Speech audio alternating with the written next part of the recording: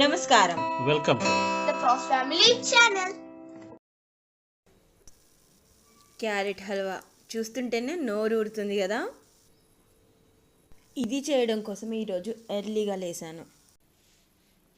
ఈ వీడియోలో మీతో మాట్లాడుకుంటూ నేను ఎలా చేశానో కూడా చూపిస్తాను. క్యారెట్స్ అన్నీ పొట్టు తీసుకోవాలి ముందు. Now place shift. ఈ పని చేయక్కర్లేదు, కానీ నేను చేశాను. ఇంకా స్టాండింగ్లో ఉండి ఇవన్నీ తురిమేసరికి నా కాళ్ళ పని అయిపోతుందని చెప్పేసి అలా బాల్కనీలోకి షిఫ్ట్ అయ్యి పని మొదలు పెట్టుకున్నా.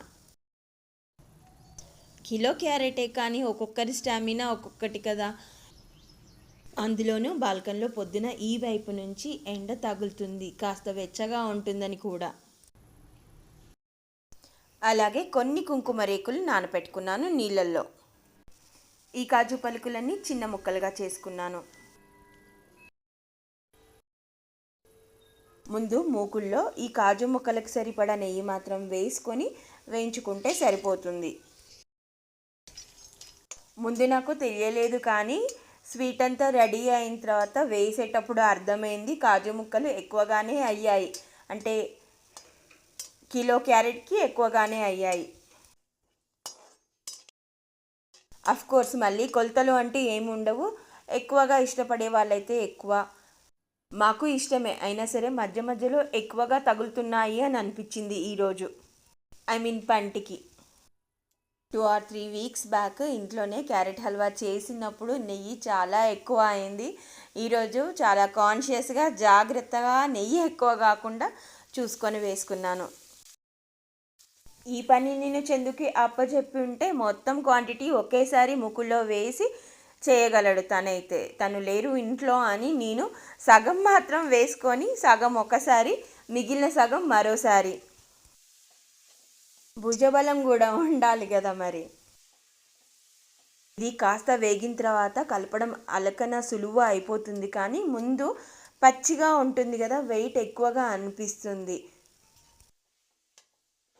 ఇందులో తడి ఎక్కువగా ఉంటుంది కాబట్టి మరీ లోలో పెట్టుకోకుండా ఫ్లేమ్ని మీడియం పెట్టుకొని చేసుకోవాలి. మరీ హైలో పెట్టుకున్నా కూడా స్వీట్ క్వాలిటీ బాగోదు. చూసారు కదా, నెయ్యి చాలా జాగ్రత్తగా వేసుకున్నందుకు ఈసారి మళ్ళీ పైనుంచి నెయ్యి వేయాల్సి వచ్చింది. బట్ ఇట్స్ ఓకే, ముందే మరీ ఎక్కువ వేసుకోవడం కంటే ఇది బెటర్ చాయిస్ కదా. ఇలా ముందు వాయి వేయించి పక్కన పెట్టుకున్నాక ఈలోగా చందు వచ్చారు.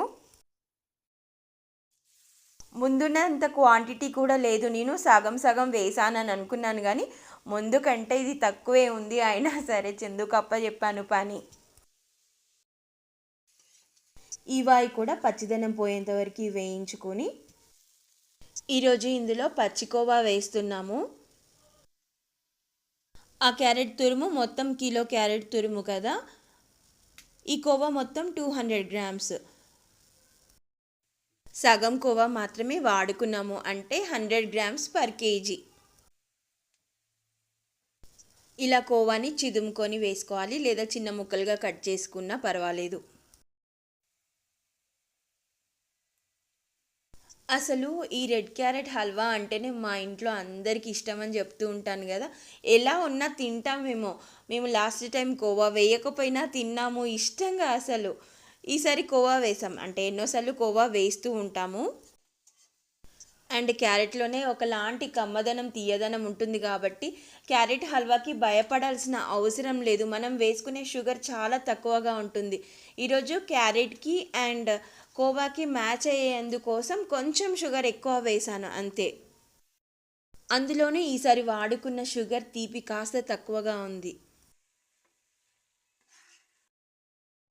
ఇలా కోవా షుగర్ వేసుకున్న తర్వాత కూడా కోవా పచ్చిదనం పోయేంత వరకు షుగర్ మెల్ట్ అయినా సరే ఇంకా దగ్గరికి రావాలి. మనకి అర్థమవుతుంది చేస్తుంటే కోవా పచ్చిదనం తగ్గిపోయింది అన్నది. ఈలోగా ఇది అయిపోతుంది, దగ్గరికి వచ్చింది అని చెప్పేసి ఒక 4 ఇలాచీ తీసుకొని పక్కన పెట్టుకున్నాను పౌడర్ చేసుకుందామని. స్టవ్ కూడా ఆఫ్ చేసాము. అప్పుడు గుర్తుకు వచ్చింది, ఈ కుంకుమ పూల రేకులు వేసి పెట్టాను కదా వాటర్, అవి వాడుకోలేదు అని. బట్ ఇట్స్ ఓకే, ఈ స్టేజ్లో కూడా వేయొచ్చు. మళ్ళీ ఒకసారి స్టవ్ ముట్టించుకొని ఆ వాటర్ ఎవాపరేట్ అయ్యే వరకు, కొన్ని నీళ్ళే కదా, ఎక్కువ టైం కూడా పట్టదు, మళ్ళీ కలుపుకోవాల్సి వచ్చింది అంతే. ఇలాచీని దంచేటప్పుడే కాస్త ఉప్పు వేసాము. ఇలా చేయడం వల్ల టేస్ట్ ఎన్హాన్స్ అవుతుంది. చెప్పాను కదా కాజు ముక్కలు చాలా ఎక్కువ అయ్యాయని.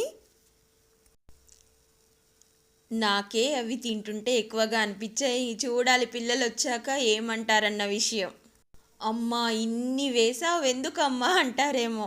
ఈ యమ్మీ ఉంది కదా, ట్రై చేయండి. Very simple. Thank you for watching.